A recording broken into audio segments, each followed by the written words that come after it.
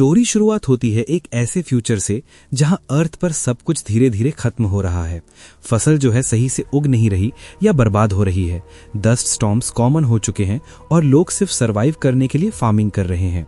इसी दुनिया में रहता है कूपर, जिसका रोल मैथ्यू मैककॉनहे ने प्ले किया है। वो पहले नासा का पायलट था, लेकिन अब अपने बच्चों के साथ फार्म पर काम करता है। उसकी बेटी मर्फ अपने रूम में कुछ अजीब चीजें नोटिस करती है, जैसे बुक शेल्फ से बुक्स गिरना और डस्ट का पैटर्न बनना। मर्फ इसे घोस्ट बोलती है, लेकिन कूपर समझता है कि ये कोई सिग्नल है। जब वो डस्ट पैटर्न को डिकोड करता है तो उसे कोऑर्डिनेट्स मिलते हैं जो उसे एक हिडन नासा बेस तक ले जाते हैं। वहां कूपर की मुलाकात प्रोफेसर ब्रांड से होती है, जो बताता है कि अर्थ पर ऐसी कंडीशंस हो जाएंगी जहां इंसान रह नहीं पाएगा और नासा सीक्रेटली एक मिशन प्लान कर रहा है। सैटर्न के पास एक वर्म होल मिला है जिसके थ्रू दूसरी गैलेक्सी तक जा सकते हैं, जहां कुछ प्लैनेट्स एक्सप्लोर किए गए हैं। कूपर को मिशन ज्वाइन करने के लिए कहा जाता है और वो अपनी बेटी मर्फ को छोड़कर इंड्योरेंस स्पेसशिप पर टीम के साथ निकल पड़ता है। टीम में अमीलिया ब्रांड, डॉयल और रोमेली होते हैं। स्पेस में जाकर वो पहले मिलर्स प्लैनेट पर लैंड करते हैं, जो एक वाटर प्लैनेट होता है और गारगेंचुआ ब्लैक होल के पास होता है। यहाँ ग्रेविटी इतनी स्ट्रांग होती है कि 1 घंटा अर्थ के 7 साल के बराबर होता है। जब वो वहाँ एक्सप्लोर करते हैं तो एक ह्यूज वेव आती है, जिससे उन्हें तुरंत वापस जाना पड़ता है।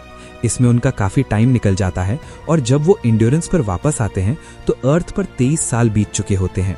इसके बाद कूपर अपने बच्चों के वीडियो मैसेजेस देखता है, जहां वो बड़े हो चुके होते हैं और मर्फ उससे बात करना बंद कर देती है। फिर टीम डॉक्टर मैन के प्लैनेट पर जाती है, जहां पहले लगता है कि सब सेफ हैं, लेकिन बाद में पता चलता है कि डॉक्टर मैन ने गलत डेटा भेजा था सिर्फ रेस्क्यू होने के लिए। वो कूपर को मारने की कोशिश करता है और एस्केप करने लगता है। डॉकिंग के टाइम एक बड़ा एक्सप्लोजन होता है, लेकिन कूपर और अमीलिया सिचुएशन हैंडल कर लेते हैं। अब फ्यूल कम होता है और फाइनल प्लान बनाया जाता है, जिसमें कूपर डिसाइड करता है कि वो गारगेंचुआ के पास स्लिंग शॉट मनूवर करेगा ताकि अमीलिया को लास्ट प्लैनेट तक भेज सके। इस प्रोसेस में कूपर और रोबोट टार्स अपने आप को सैक्रिफाइस कर देते हैं और ब्लैक होल के अंदर चले जाते हैं। लेकिन अंदर कूपर को एक टेसरैक्ट जैसी स्ट्रक्चर मिलती है, जहां से वो टाइम के डिफरेंट मोमेंट्स को एक साथ देख सकता है। यहीं पर उसे समझ आता है कि मर्फ का घोस्ट एक्चुअली वो खुद था, जो ग्रेविटी के थ्रू पास्ट में सिग्नल्स भेज रहा था। वो बुक शेल्फ के थ्रू बुक्स गिराता है और वॉच के सेकंड हैंड के थ्रू मोर्स कोड में डेटा भेजता है। मर्फ, जो अब साइंटिस्ट बन चुकी होती है, उस डेटा को समझ लेती है और ग्रेविटी इक्वेशन सॉल्व कर लेती है, जिससे ह्यूमंस को अर्थ से स्पेस स्टेशंस पर शिफ्ट किया जा सकता है। लास्ट में कूपर स्पेस में रेस्क्यू हो जाता है और एक स्पेस स्टेशन पर अपनी एजेड मर्फ से मिलता है। मर्फ उससे बोलती है कि अब उसे अमीलिया को ढूंढना चाहिए, जो दूसरे प्लैनेट पर कॉलोनी स्टार्ट कर रही है, और एंड में कूपर एक स्पेसशिप लेकर उसकी तरफ निकल पड़ता है।